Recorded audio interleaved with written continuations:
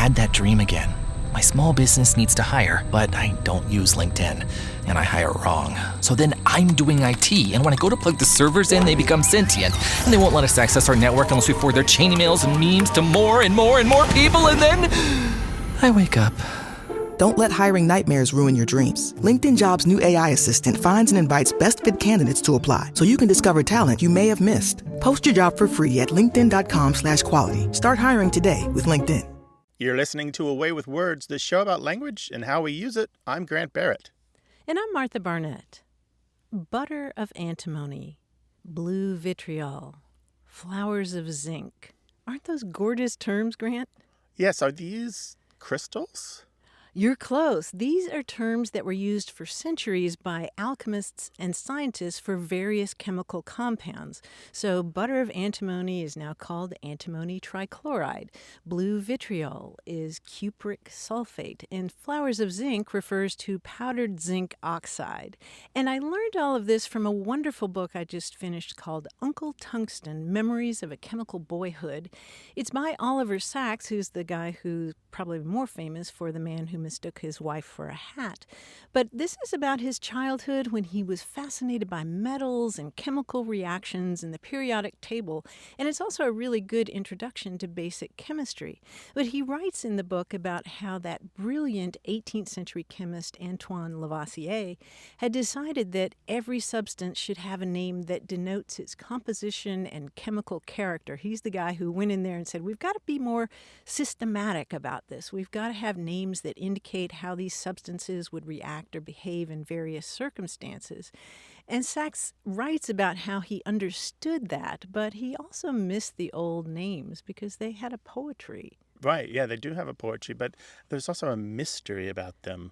Yes. All the elements ending in enium or whatever just really doesn't have a... You wouldn't put that into a rhyme, right? You wouldn't sing that as part of a song. No, you wouldn't put it into a poem, but it communicates a lot. It's it's doing a lot of work. The ides and the eights and the different suffixes and prefixes. But I think we've lost something that we no longer talk about. Jovial Bezoar. Oh, jovial Bezoar. Bezoar being the something found in the stomach of goats, kind of. Yes. Right, yeah. I learned that from Harry Potter, as did a lot of people. Oh, really? Yeah. Oh, is it in Harry Potter? Yeah, it's meant to cure poisons, I believe. Oh, okay. Yes.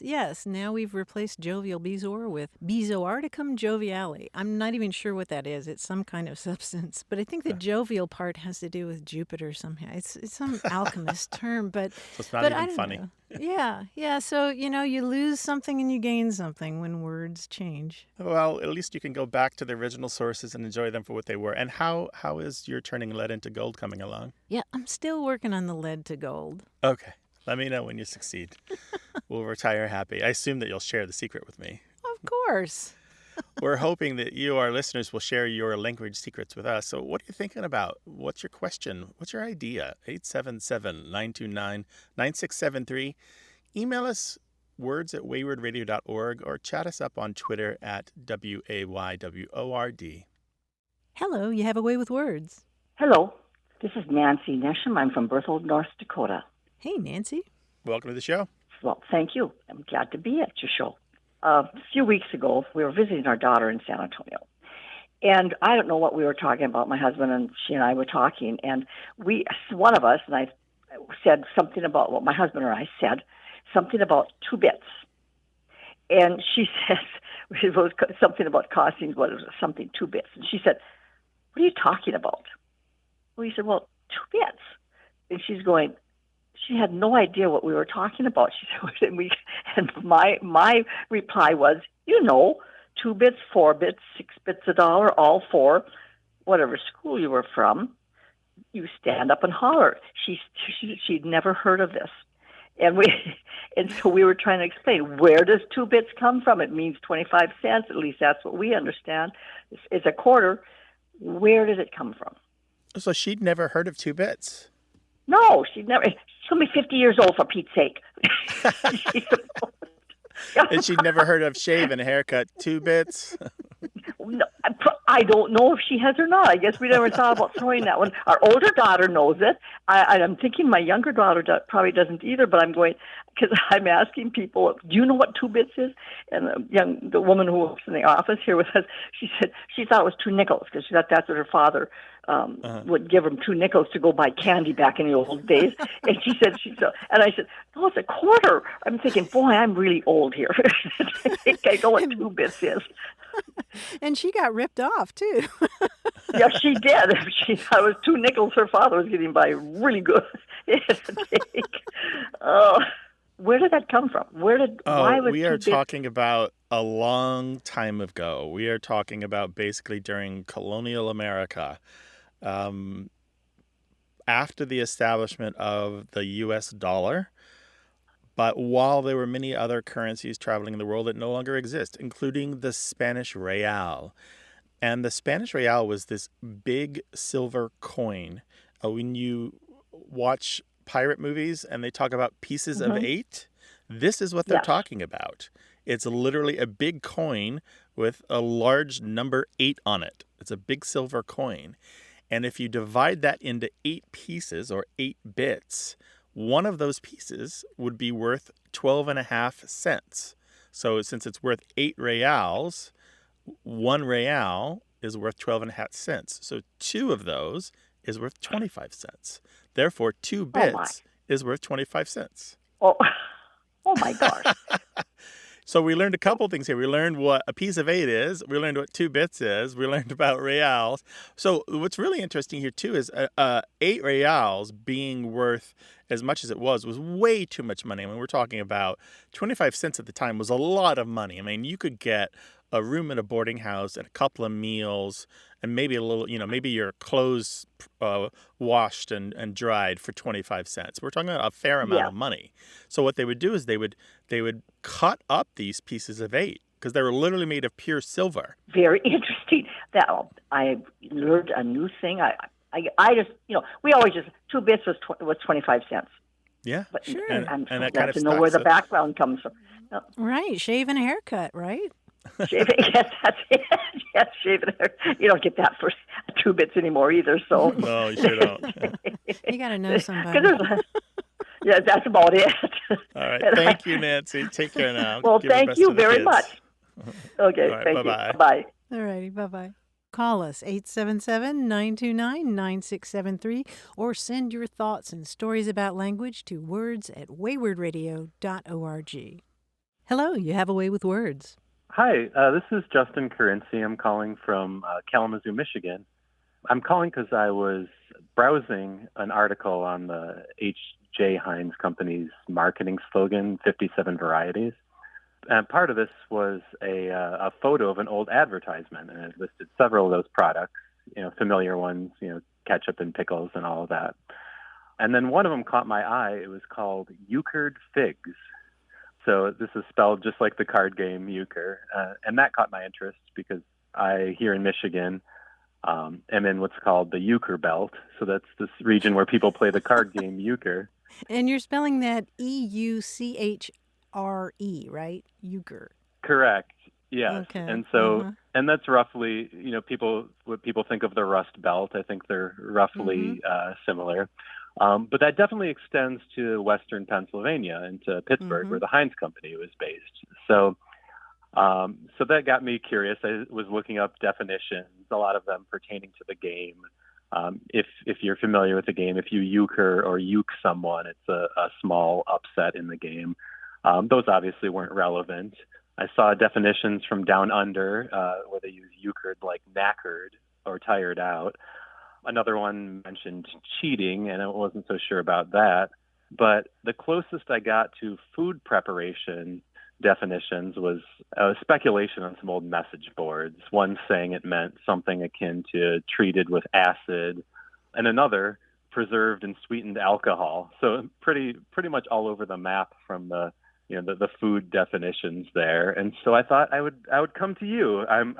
I'm slightly curious how the figs were preserved, but mostly I'm wondering how this word euchre came to be used in these 2 very different ways when now outside the Midwest, it's really not used at all. So I wondered if you had some insight on that. That's so funny that you mention a euchre belt, because I spent some time in Indiana and people were just looking at me like I had two heads because I didn't know what euchre was. They were just incredulous. But apparently, yes, it's very popular in that part of the country. Let's talk about euchred figs.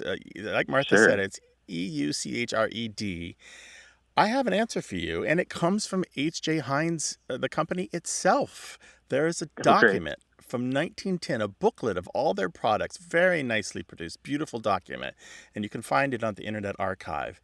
And they define euchred figs and talk about how they're made. And they claim that euchred, and they've put it in quotes, and you know that when a word is put in quotes like that they're calling special attention to it. They say euchred, in quotes, is Old English for preserved. And immediately we're going to stop right there and say that old is lowercase, and that's probably false. Because as far as I know, there's no earlier use of euchred used this way. I have looked in 40 dictionaries. I've looked in the deepest dictionaries that I have. I've looked in the oldest dictionaries I have. I cannot find euchred as a verb used in this way or as an adjective. So I don't remember Beowulf eating euchred figs.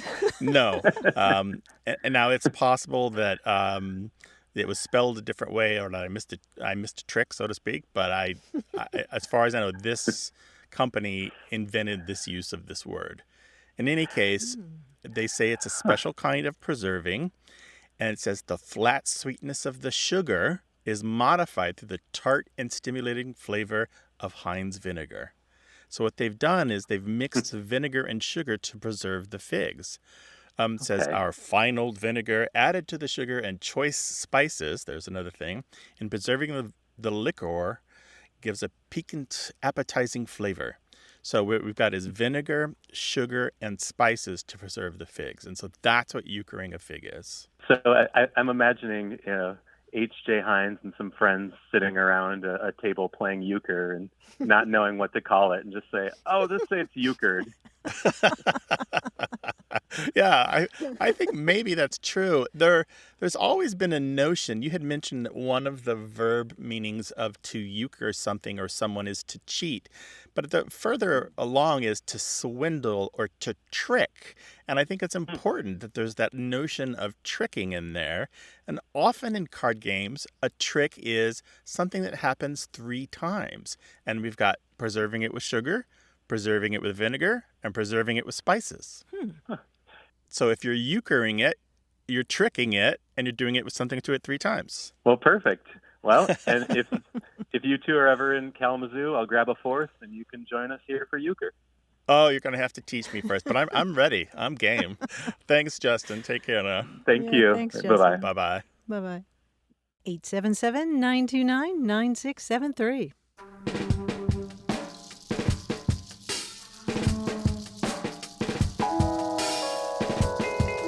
Here's another lovely chemical term that's been replaced: sugar of lead. Sugar of lead is now lead acetate. As I said, there's, you lose something and you gain something when language changes. Yeah, you don't want sugar of lead in your coffee. Words at waywardradio.org. This episode of Away with Words is brought to you by Ellipsis. You can find them at ellipsus.app/words. Ellipsis makes it easy for anyone to write together.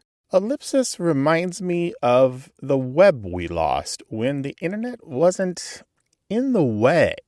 It's pro-human, built on the promise that your data is yours. It's never repurposed to train AI.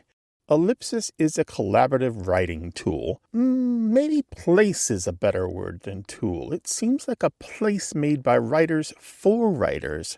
Log in from anywhere, share your work with just whom you choose, give them just the access you want them to have, and no more, and get the feedback you need to make your writing even better. I have this feeling when I use it that it was made by people who had an itch that they just had to scratch, and boy did they scratch it, with easy-to-use menus, useful options, and a big comfortable space to put down my ideas. Made by people who actually write. They made a tool for writers, by writers. But what if you don't need to collaborate? Like most of the time, I write alone. It's fine. Ellipsis is also perfect for when I collaborate with myself. I save drafts for future me. I leave notes for future me. And because past me is a real jerk, I also plan work schedules for future me. And when I really need to meet a deadline, I click into the ellipsis focus mode and hammer on the keyboard until I'm finished. Which reminds me, I need to go finish writing about Somali proverbs dealing with camels. Check out ellipsis.app/words, where you can focus on creativity, collaboration, and community. And it's free for everyone. Note the spelling, that's ellipsus.app/words. Thank you to Ellipsis for being a sponsor of Away with Words. You're listening to Away with Words, the show about language and how we use it. I'm Martha Barnett. And I'm Grant Barrett, and we're joined by that giant among men, our quiz guy, John Chinesky. Hey, Grant. Hi, Martha. How are you guys doing today? All right. How about you? Fabulous. Just great. Just great. You know, you guys talk about a lot of things in this show, but I think it's time to talk about what we don't talk about. Now, I don't care who you are. Every family has its secrets. I mean, look at the seemingly perfect Madrigal family in Disney's movie Encanto. They sing and they dance and they laugh, but the one thing they don't talk about, Bruno. Talk about Bruno. No. Let's look at other family secrets and the things they don't talk about. For example, in Roman mythology, their chief god had a wife who was quite jealous of his affairs. So, according to Jupiter, we don't talk about Juno? Juno. No. Now, give me the no part. Oh, I That's do? important. Do I have Yeah. to sing it? Well, if you And feel dance you're up around? to it. Sure, why not? No one's watching, sure. Now, one family thought they'd make a killing in the fertilizer business, so they opened a bat farm, but they just couldn't take, the smell, so they don't talk about... Guano? No. Yeah, come on, really sell it for me, if you would. Guano, no. Very good. Guano, no, right. We don't talk about guano, no. All right. I had a friend in high school who was very popular and very handsome, but, he gave everybody the kissing disease, so now they don't talk about... We don't talk about mono, No, that's right. Very good. No mono. Now, at one family reunion, everyone was enjoying the cousin's homemade wine until they find out he learned how to make it in prison. So now they don't talk about... They don't talk about Pruno, no. That's right. I was going to say vino. I would have taken either one of those, but Yeah, Pruno... Vino's good. Yeah, Pruno is... we don't talk about Pruno. I know more than one family that are very competitive. And all it takes is one accusation of cheating during a friendly card game, and, well, now they don't talk about... No. Yes, we don't talk about Uno, no. And even fictional families have their secrets. The Rubbles complained about the Flintstones' noisy pet, and now they yabba dabba don't talk about... Dino, no. Dino. No, the dinosaur. Exactly. They don't talk about Dino, no. Now, this last one is 3 syllables. Now, my mom's a pretty good cook, but after a thing happened involving a whole mess of Italian herbs accidentally dumped into a sauce pot, well, we don't talk about... Oregano, No. We don't talk about Mom and her oregano, no. We do not. Oh, I've just got something here. I've got a cease you and got? desist from Lin-Manuel Miranda's people. There we go. I was waiting on that. Well, looks like we can't talk about it anymore, so I guess it's time to end the quiz. Thank you, John. That was, yes, very fun. Thank you. We love playing word games, and we'd love to entertain you. Give us a call. We'll talk about language, your thoughts, your ideas, your questions, what you've been reading. 877-929-9673. words@waywardradio.org, or hit us up on Twitter at WAYWORD. Hello, you have a way with words. Hello. Hi, who's this? This is Marion Morrison from Powell, Wyoming. Hello, Marion. Welcome to the show. Hi, Marion. What's up? Thanks. Well, I was talking with my sister about vein procedures, as in on your legs. Mm-hmm. And she had a procedure done a couple of decades ago, and I asked her why she did it, what her symptoms were. And she said, well, it was pure vanity. And in my mind, I thought, okay, she was being vain. And whenever I find words that come up organically in the same moment, it always makes me wonder if they have some kind of a common origin. So vanity coming from being vain, and the veins of one's legs, I realized they're spelled slightly differently, but I wondered if they had a common root. Actually, they're completely different words, completely different origins. They do have in common the fact that they're both really old. They've both been around for about 700 years or so.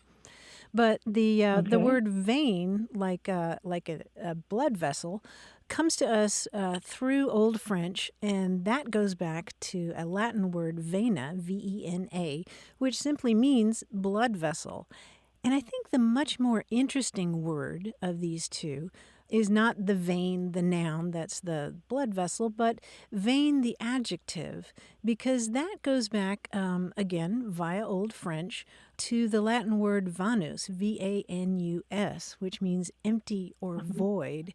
And we also get the expression in vain, somebody tried in vain for something to happen. And over time, by the late 14th century, it just meant silly or foolish. And then by the late 1600s, it also came to mean conceited. So it's gone a long way from the Latin word for empty or void to meaning silly or foolish. And ultimately, somebody that you might kind of laugh at because they're conceited. And you mentioned vanity. And Grant and I were just having a conversation about the expression Vanity Fair. Like the magazine or the book. Yeah. And you might never have thought about the meaning of that, but it's literally a fair, like a place of a festival for the vain, for people who are conceited. Yeah. What's the original source of that, Martha? The original... Well, there's a reference to it in Pilgrim's Progress, or the idea of vanity, like a place called Vanity, where people were, where vain people lived. Well, I really appreciate your knowledge and research on that and for sharing it. And I really appreciate your show.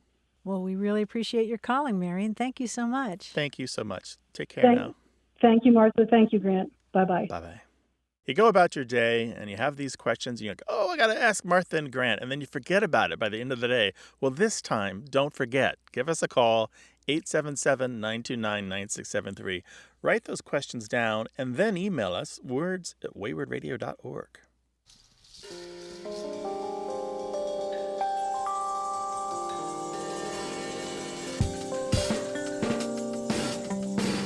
Here's a lovely passage from New York Times critic at large Wesley Morris. He was writing about crying at the movie theater and about what he called the ancient power of art to make a puddle of us. He said that seeing the movie E.T. led me into a love affair with being made to cry among strangers in the dark. I almost typed being reduced to tears, except where is the reduction? Crying for art is an honor, an exaltation, a salute. It's applause with mucus and salt. What I presume we all experienced was a willingness to give ourselves over to the ridiculous beauty of a story about feeling everything. Oh, I love that. And you know what? Nice. E.T. has a special place for me. When I showed it to my son when he was about 5 and the spaceship leaves E.T. behind, my son was so distraught that he started crying and he ran outside the house to go save E.T. because he was so upset that they left E.T. behind. Oh my goodness. His little heart was broken. How could they leave him behind? Poor guy. Yeah, and so yes. Yeah, that speaks to the power. Right, it does speak to the power. Yeah. We'd love to hear your thoughts and ideas about language. 877-929-9673 is toll-free in the U.S. and Canada, or you can email us from anywhere in the world, words@waywardradio.org. Hi there, you have a way with words. Hi, this is Sarah calling from Haddonfield, New Jersey. Hey, Sarah, welcome. So I wanted to talk to you about some dark or morbid or meant to be humorous sayings that my parents had. And I'm wondering whether it was because of their generation. They were both born in 1906 and lived through a lot of things. So I didn't come along till 1950. So my mother would say, you know, when you're getting ready, especially if there's a group of people and you're getting ready to leave the house or whatever, and you're saying, are you ready? Are you ready? Are you ready? My mother would always say, I'm ready for Freddie. And it wasn't until I was a teenager that I asked her, well, who is Freddie? And her answer was, Freddie the Undertaker. I was dumbfounded. I didn't know how to answer that. And here's my father didn't say things like that, but he taught me this little song that he sang all the time that's really strange.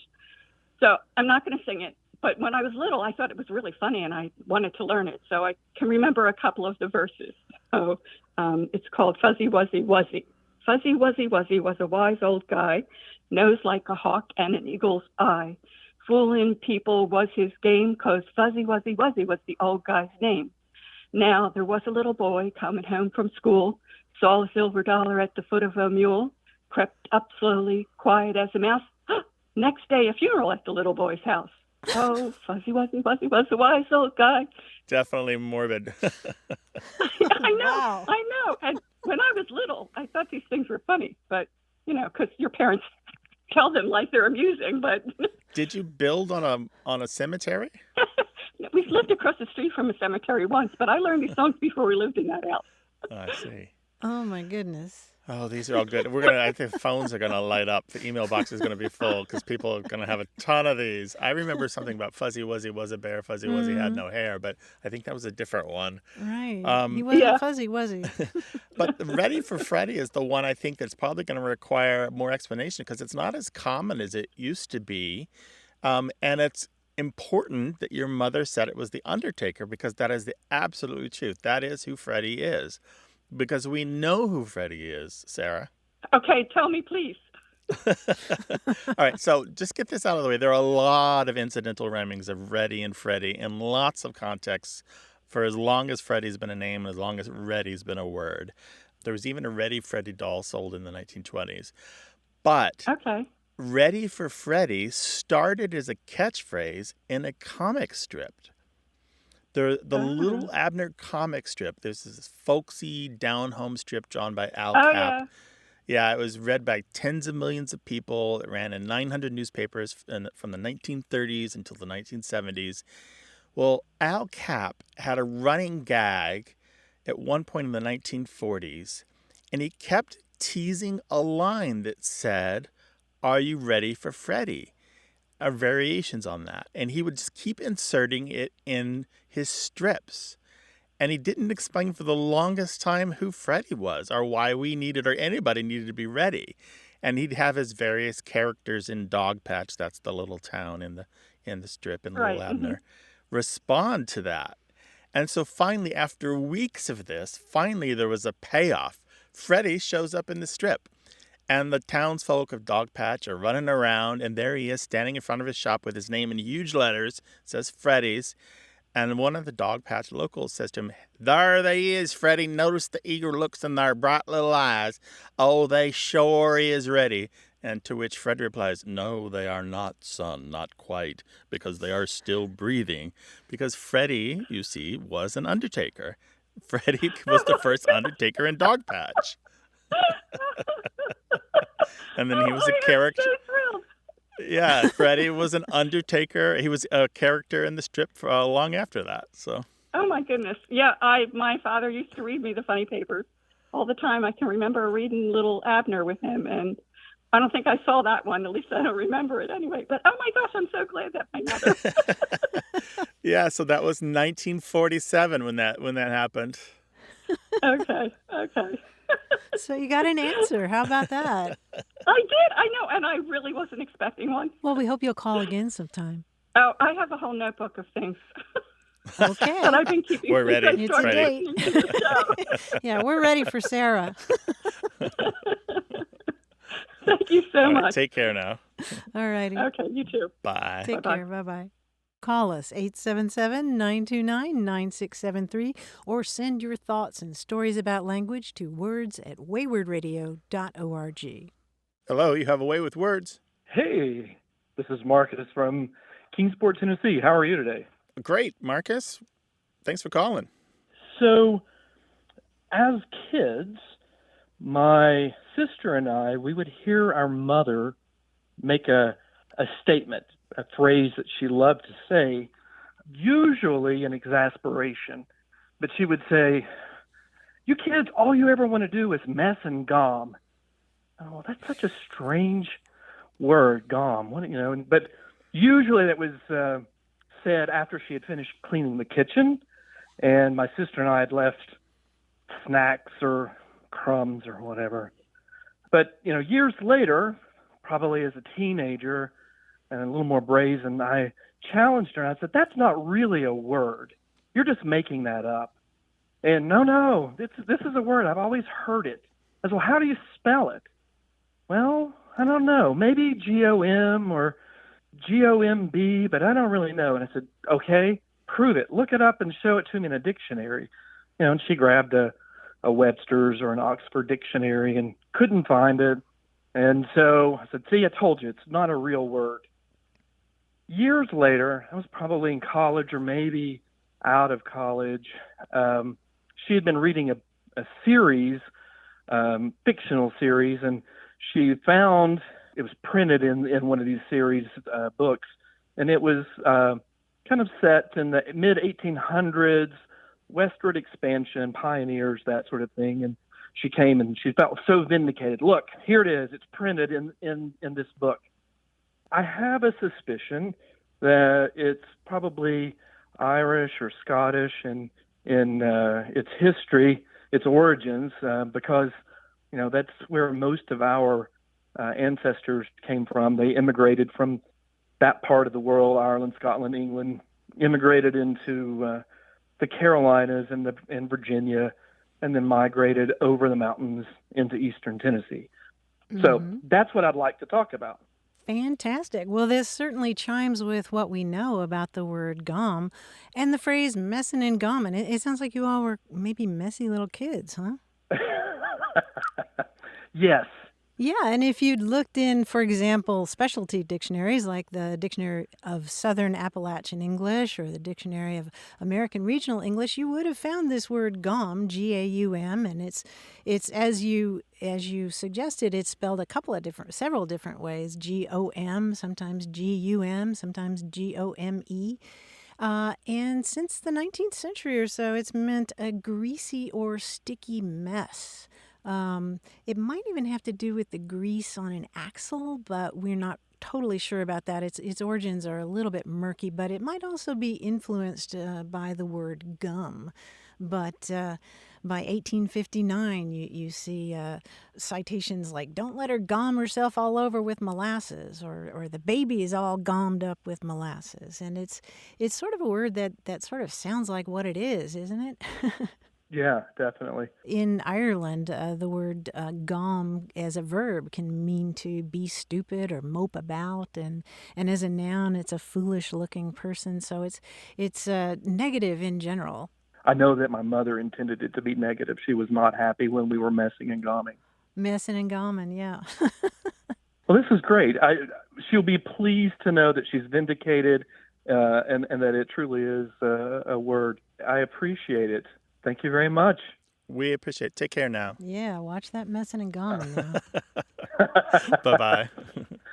Thanks. Bye-bye. All right. Take care. 877-929-9673. Email words@waywardradio.org.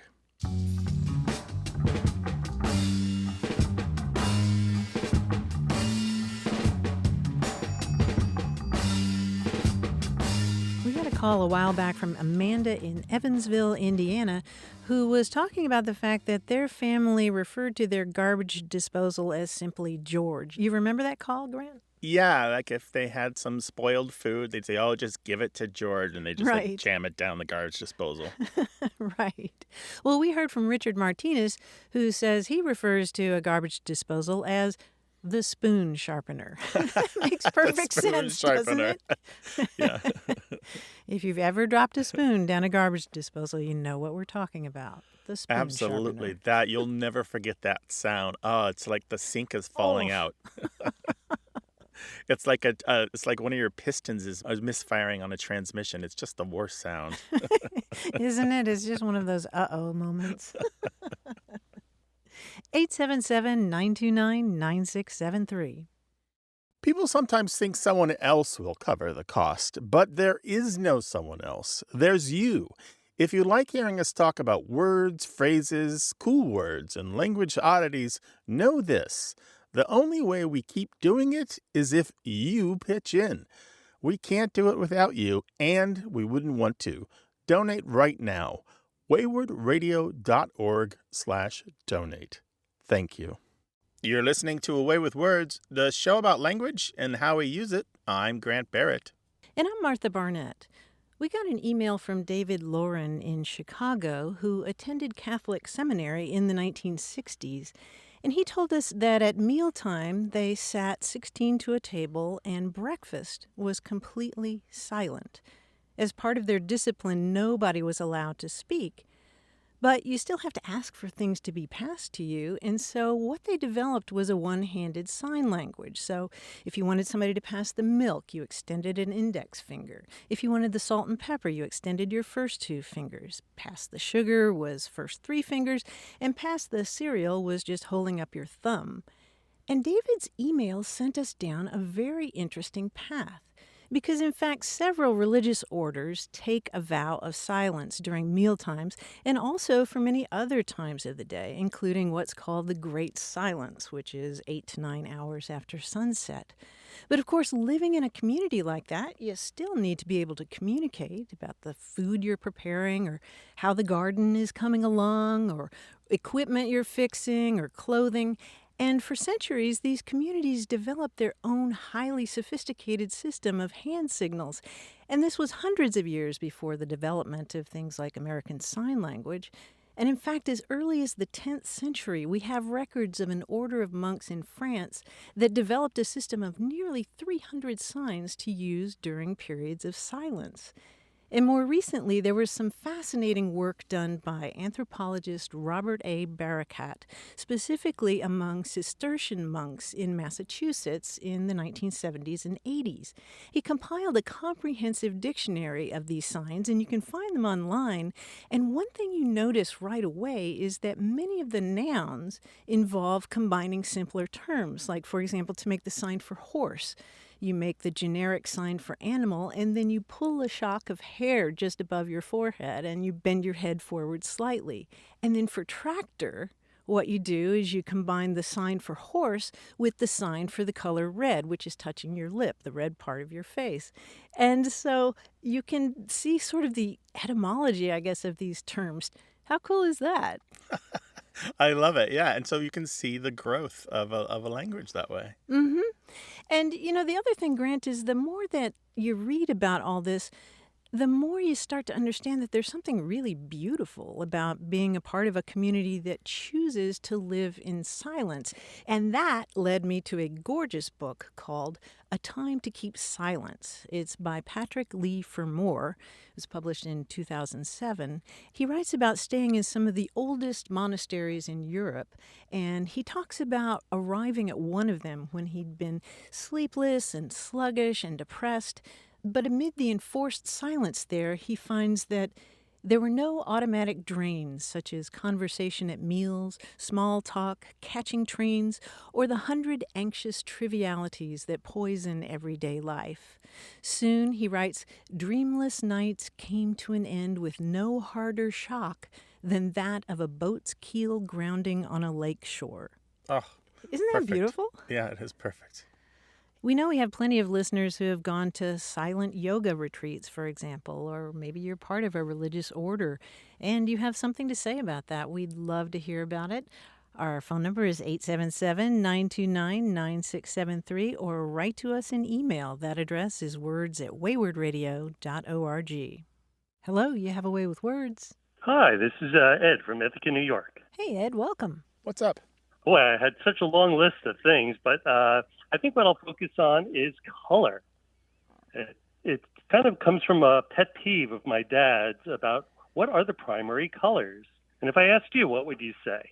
Red, blue, yellow? Red, blue, yellow. Well, it's actually varies. But if we're talking about light or we're talking about pigments. With light, it's actually red, blue, and green. And in pigments, it's magenta, cyan, and yellow. My dad's theory is it doesn't matter if you know it correctly or not. Even if you're teaching it, it doesn't really matter if you're teaching it correctly or not, because the only people who it matters to are artists, photographers, people in the print profession. Otherwise, it's colors are just such a random thing. I mean, different cultures have different names for different colors. Some don't even have names for things that we would consider a color. Mm-hmm. And just look at paint chips. My golly, those are just somebody makes it up. So I want that job. Yeah. What do you think about the fact that colors seem to be so random, and that when scientists actually agree on what they are, it doesn't matter that people don't know them, and that there is no agency, an international committee that says, okay, these are the names of colors, so we're not miscommunicating. Because we do that for so many other things. We have standards, we name things, but not colors. That's actually right. We define colors in a scientific sense by their hertz, by the frequency of the color, the light frequency. But we don't do it by name because they are so variable, because red, as you say, in one language isn't maybe the same as red in another. And some languages might not have, for example, the color orange indicated, or a language like Russian might have two different colors for blue, two different words for blue. It's really interesting, and there's so much work has been done on this. The famous study, of course, is from the 1960s. Brent Berlin and Paul Kay did a study that found that generally, if a language had only two color terms, they were almost always black and white. And if there was one more color term, then it was going to be red. And the fourth and fifth were probably going to be green and yellow in either order. And the next was probably blue, and the next was probably brown, and so on. It's just so interesting that humans, no matter where they are, tend to create color names in approximately the same order. Another study that was done by Ted Gibson and Bevel Conway, they studied 110 languages and found that people are much better at telling other people about warm colors, that is the reds and the oranges and the yellows, than they are the cool colors like the blues and greens. And this is because we're more attuned to the reds and oranges and yellows. So I could better convey to you, say, a magenta or a burnt sienna than I could say an ocean blue. And colors can go with emotions too. Yeah, that's right. right. Another way of categorizing them. And they're not the same. And then the cultural attachment of colors, like white doesn't mean the same thing in every culture. Black doesn't mean the same thing in every culture, or purple or red. This is almost philosophical. We need a way with philosophy, because this is it's almost more than language. It's almost about the basic level of humanity. The fact that we even perceive our world through light and say not exclusively through touch or sound or taste. This is so good. I don't have them at my fingertips right now, but there are a number of books that we've recommended over the years about colors and color names, and I think we'll attach them to the show notes for this episode just to give them another good airing, because there's so much more to this than language. There's something right at the essence of humanity, what it means to be human, to talk about color and to perceive color, and to have this really personal relationship to it. Even that very childish impulse to have a favorite color. It's true. I never thought of that. Ed, thank you so much for launching us off into this.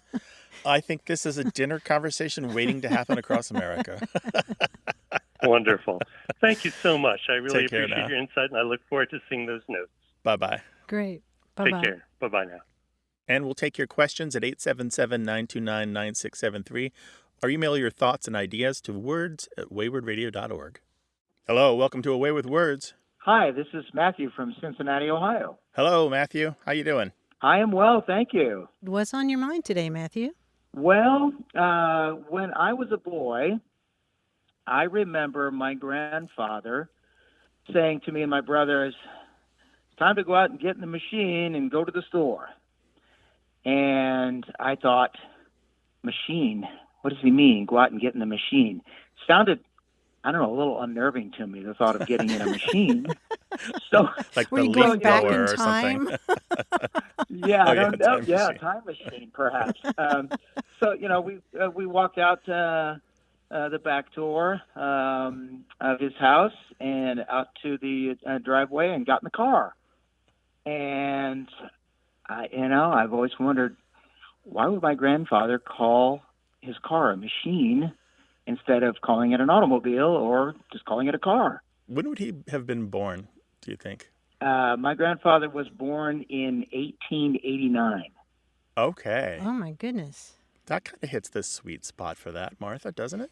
It sure does. And Matthew, I'm so glad you asked about this because I have a memory of being a very small child and my dad every once in a while saying, "Oh, I must have left it out in the machine." And my little brother and I would just laugh and laugh because he meant the car. And, let's go in the machine or should we take the machine or walk?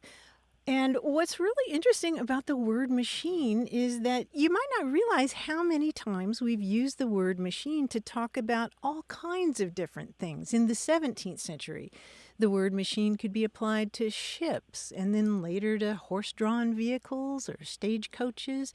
And in the 19th century, people used the word machine sometimes to refer to bicycles and then later motorcycles.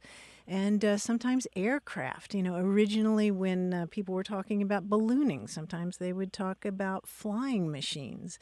And then, of course, you have a political machine that controls a political organization. So the word machine does a whole lot of different kinds of jobs.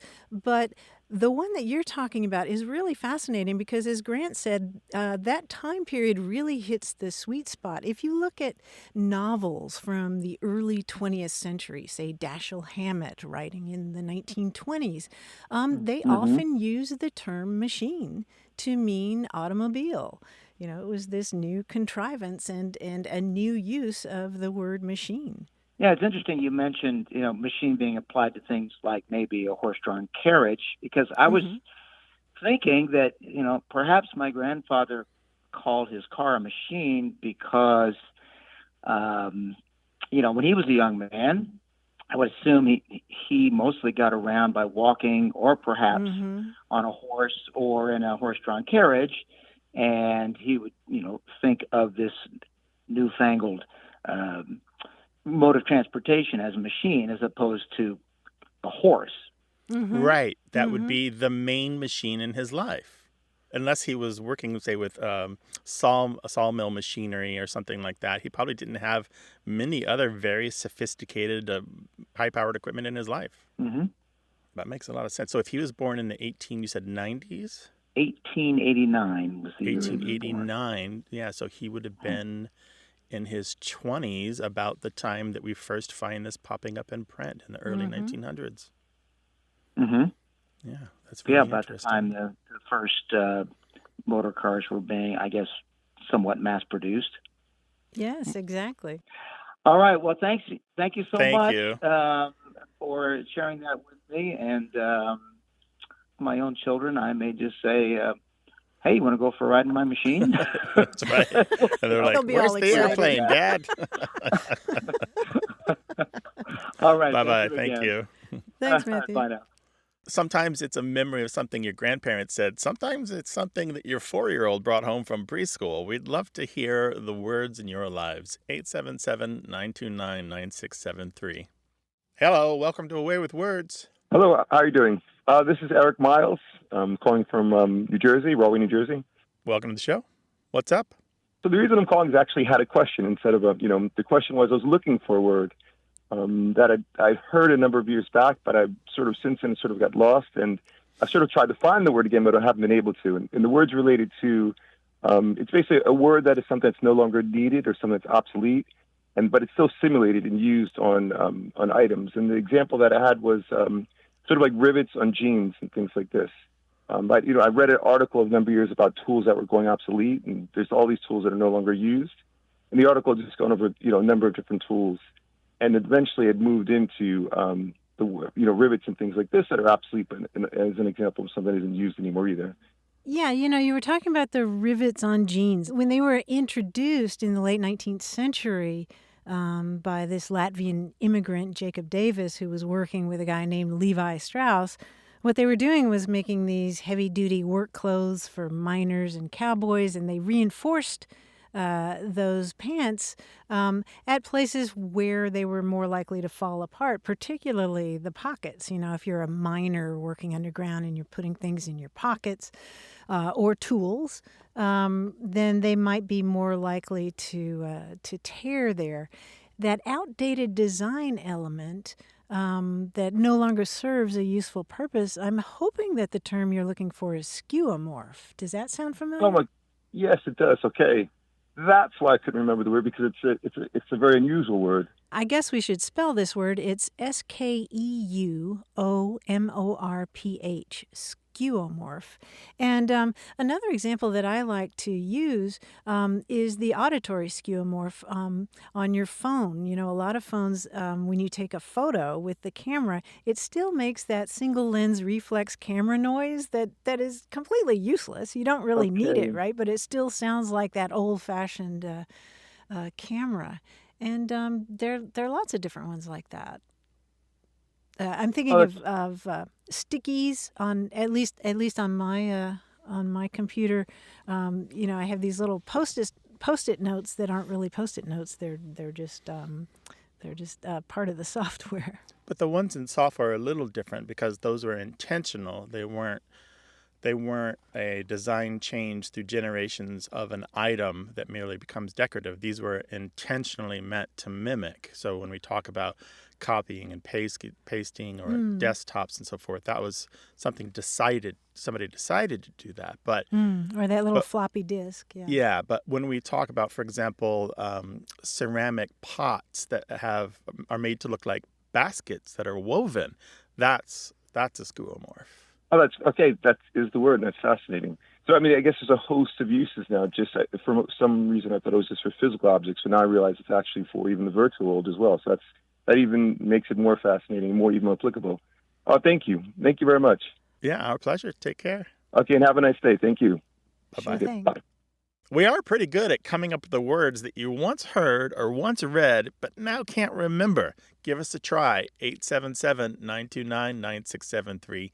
Email words@waywardradio.org or talk to us on Twitter at WAYWORD. Our team includes senior producer Stephanie Levine, engineer and editor Tim Felton, production assistant Rachel Elizabeth Weisler, and quiz guy John Chinesky. We'd love to hear from you, no matter where you are in the world. Go to waywardradio.org/contact. Subscribe to the podcast, hear hundreds of past episodes, and get the newsletter at waywardradio.org. Whenever you have a language story or question, our toll-free line is open in the U.S. and Canada, 1-877-929-9673, or send your thoughts to words@waywardradio.org. A Way with Words is an independent production of Wayward Inc., a nonprofit supported by listeners and organizations who are changing the way the world talks about language. Special thanks to Michael Breslauer, Josh Eccles, Claire Grotting, Bruce Rogo, Rick Seidenworm, and Betty Willis. Thanks for listening. I'm Martha Barnett. And I'm Grant Barrett. Until next time, goodbye. Bye.